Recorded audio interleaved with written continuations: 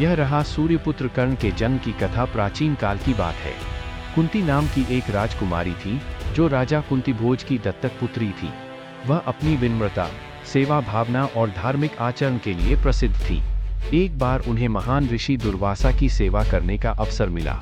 दुर्वासा ऋषि अपने क्रोध के लिए विख्यात थे, पर कुंती ने उन्हें अत्यंत श्रद्धा और भक्ति से संतुष्ट कर दिया।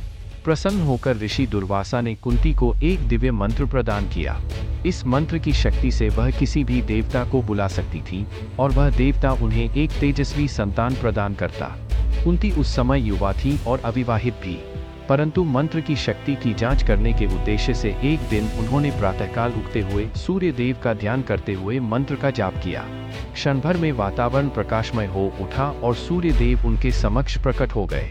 उन्होंने कहा कि मंत्र ने उन्हें बांध लिया है और अब वे उसे एक संतान देंगे। कुंती भयभीत हो गई।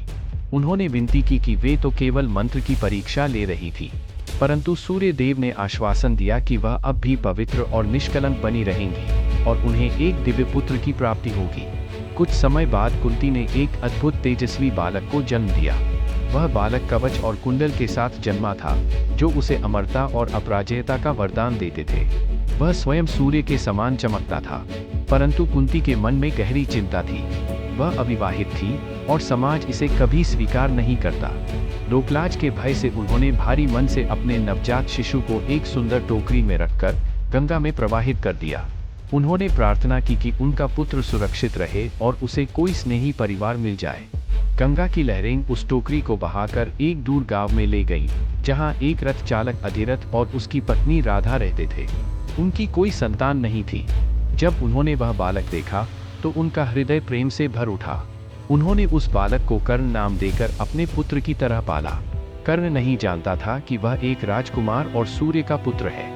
वह चतुर्दिक तिरस्कार और अपमान के बीच बड़ा हुआ, लेकिन उसने कभी हार नहीं मानी। वह धनुर्विद्या में निपुण बना, धर्मनिष्ठ और दानवीर कहलाया।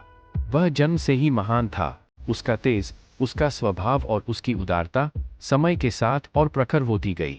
इस प्रकार हुआ सूर्यपुत्र कर्ण का जन्म, एक ऐसा नायक जिसे जन्म से ही संघर्ष मिला, पर जिसने सदा सत्य, साहस और सम्मान के पथ पर चलना चुना।